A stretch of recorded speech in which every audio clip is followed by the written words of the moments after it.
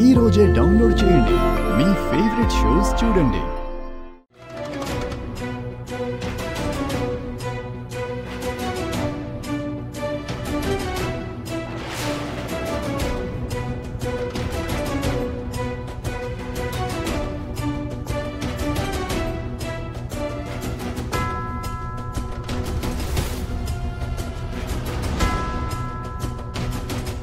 అందరూ నిద్రపోతున్నారు అనుకున్నాను.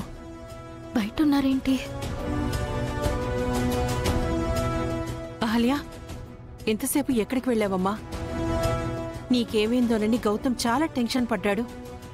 ఇందాకే నిన్ను వెతకడానికి ఆయన గౌతమ్ వెళ్లారు. ఇప్పుడేం చెప్పాలి? బాక్స్ కోసం యామిని గారింటికి వెళ్ళానని చెప్తే అపరిచిత వ్యక్తి గురించి చెప్పాల్సి వస్తుంది. అది గౌతమ్ గారికే ప్రమాదం.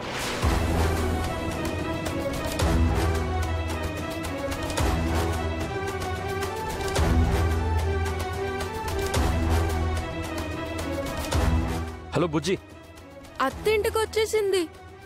నువ్వు తాతయ్య ఇంటికి వచ్చేయండి. ఓకే ఓకే, ఇప్పుడే వస్తాం. ఏమైంది గౌతమ్? అహల్య ఇంటికి వచ్చేసిందండి నాన్న. అడుగుతుంటే సమాధానం చెప్పవేంటే?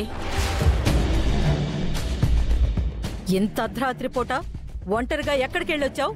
ఎక్కడెక్కడ తిరిగొచ్చావు? ఇంత రాత్రి పూట నీకు బయట ఏం పని అహల్య? గౌతమ్తో కూడా చెప్పకుండా వెళ్ళావంటే నిన్నేమనుకోవాలి? అర్ధరాత్రి బయటికి వెళ్ళడానికి మగాడిని నేనే ధైర్యం చేయను. అసలే రోజులు బాలేవు. ఆడపిల్లవి నువ్వెలా వెళ్ళావు సిస్టర్?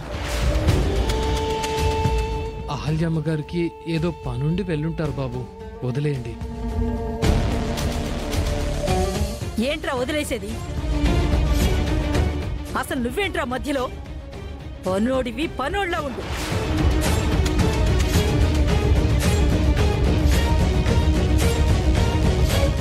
ఇంట్లో ఎవరికి చెప్పకుండా, ఆఖరికి నీ మెళ్ళో తాడి కట్టిన వాడికి కూడా చెప్పకుండా దొంగతనంగా వెళ్ళొచ్చావంటే ఏం తప్పుడు పని చేసొచ్చావు?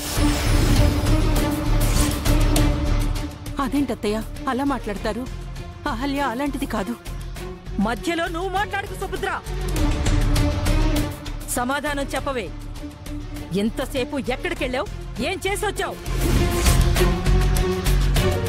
నీకేమైనా అయితే ఎవరిది బాధ్యత? మాలో ఎవరు సమాధానం చెప్పాలి? చెప్పు. సమాధానం చెప్పాలంటే తనకెవరైనా ఉండాలి కదా బామ్మగారు. తను ఎవరికి పుట్టిందో తెలీదు, ఏ గాలికి పెరిగిందో తెలీదు. తనకి ఎవరున్నారో, కాశ్మీర్లో తను ఏం చేసేదో ఏమీ తెలీదు.